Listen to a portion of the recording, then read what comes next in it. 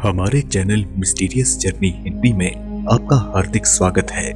दोस्तों, हमारी दुनिया में कई लोग हैं जो एलियंस के अस्तित्व को सिरे से नाकार देते हैं और वहीं कुछ लोग उनके होने पर पूरा विश्वास करते हैं। जो लोग नहीं मानते वह हमारी नजर में बुरे तो नहीं हैं, मगर हम जब भी एलियंस के बारे में बात करते हैं तो हमें उनके पुख्ता सबूत नहीं मिल पाते जिसे हम ये कह सकें कि ये बात 100% सच है। लेकिन हाल ही में इजराइल से आई एक खबर ने पूरी दुनिया को चौंका दिया है और ये खबर देने वाला कोई आम इंसान नहीं, बल्कि उन्होंने स्पेस रिसर्च के हेड के तौर पर 3 दशकों तक काम किया है।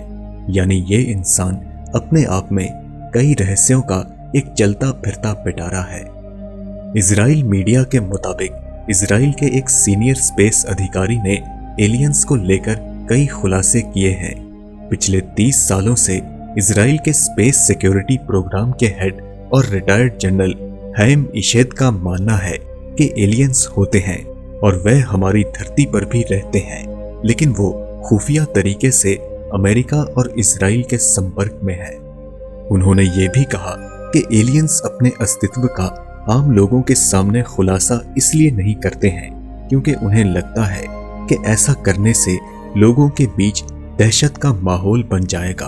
हाइम इशेद ने इजराइल के अखबार येडियोट अहारोनोट को दिए एक इंटरव्यू में यह भी दावा किया कि अमेरिका के पूर्व राष्ट्रपति डोनाल्ड ट्रंप एलियंस का राज लोगों को बताने वाले थे, लेकिन सही समय पर गैलेक्टिक फेडरेशन के एलियंस ने उन्हें रोक लिया।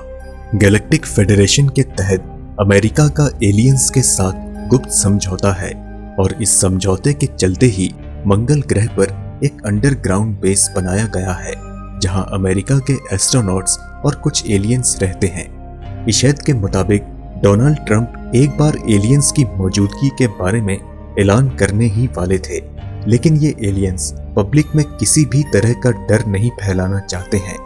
वे इंतजार कर रहे हैं कि जब मानव सभ्यता ब्रह्मांड, स्पेसशिप और यूनिवर्स से जुड़ी जटिल चीजों को समझने में कामयाब हो जाएगी, तब कहीं जाकर वह अपने अस्तित्व से जुड़े रहस्यों का लोगों के सामने खुलासा करेंगे। इशेद ने यह भी कहा कि अमेरिकी सरकार और एलियंस के बीच समझौते के तहत ये एलियंस धरती पर कई तरह के प्रयोग करते हैं। मानव सभ्यता की तरह ही ये एलियंस भी रिसर्च कर रहे हैं और ब्रह्मांड के छुपे रहस्यों और ताने बाने को समझने की कोशिश कर रहे हैं, और इस काम में उन्हें हमारी मदद की सख्त जरूरत है।